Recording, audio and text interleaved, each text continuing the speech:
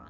Pernah nggak sih kamu mengambil suatu keputusan atau kamu membuat suatu pilihan besar dalam hidup, atau mungkin kamu menyampaikan prinsip hidup kamu dan ternyata ada orang yang nggak suka dengan itu, terutama teman-teman dekat kamu atau mungkin orang-orang yang berada di bawah kepemimpinan kamu. Nah, terus sebenarnya keputusan yang kamu ambil itu benar atau enggak? Dan harus kayak gimana? Apakah keputusan yang harus diubah atau seperti apa? Nah, sebelum jawab pertanyaan tersebut, jangan lupa klik subscribe dan turn on notification biar kamu selalu dapat informasi terbaru dari video-videoku selanjutnya. Nah, jadi gini, kalau misalnya kamu saat ini adalah seorang pemimpin atau kamu mungkin bukan pemimpin deh, kamu seorang yang independen dan kamu punya teman-teman, dan kemudian pada satu titik kamu akan mengambil suatu keputusan atau kamu membuat suatu peraturan atau mungkin kamu menyampaikan prinsip kamu, dan kemudian ada teman-teman yang kayak nggak suka atau nggak setuju dengan yang prinsip atau keputusan yang kamu ambil. Kira-kira kamu harus ngikutin temanmu atau fokus pada prinsip kamu? Nah, jadi seperti ini.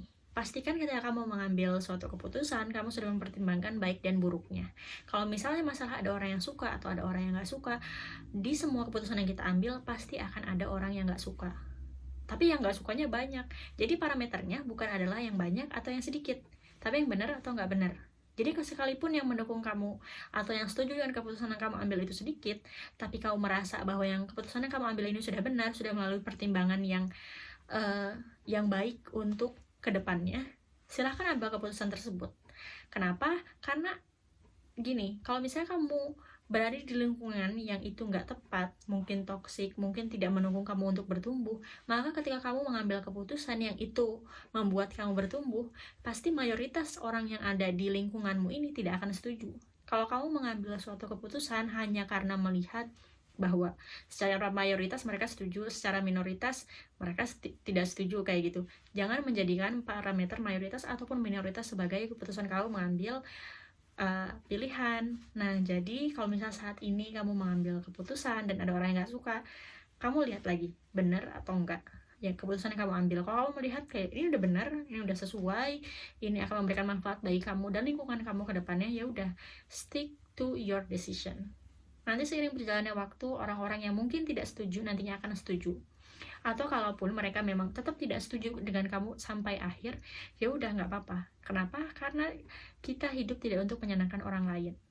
Aku pernah dengar dari Ed Sheeran, jadi dia ditanya, apa sih tips kesuksesan kamu? Dan dia bilang, saya nggak tahu apa tips sukses, tapi yang saya tahu, sumber kegagalan adalah ketika kita berusaha menyenangkan semua orang. Jadi pastikan ketika kamu ambil keputusan, jangan bertujuan untuk menyenangkan semua orang, karena nggak pernah ada keputusan menyenangkan semua orang. Mungkin ketika kamu ngambil keputusan A, 50% orang setuju sama keputusan kamu. Dan kamu merasa kayak, kok cuma 50% yang setuju, gimana 50% yang lain? Nah, sementara terus kamu berubah, ya udah deh aku ngambil keputusan B. 50% yang lain setuju, tapi yang 50% yang ini enggak. Jadi pastikan kamu tetap stick sama alasan kamu mengambil keputusan tersebut. Jangan karena menyenangkan orang lain, ada orang yang setuju, ada orang yang enggak setuju. Seperti itu, karena pasti akan ada yang tidak setuju. Segitu aja penjelasannya. Terima kasih sudah menonton video ini sampai akhir, dan sampai jumpa di video selanjutnya.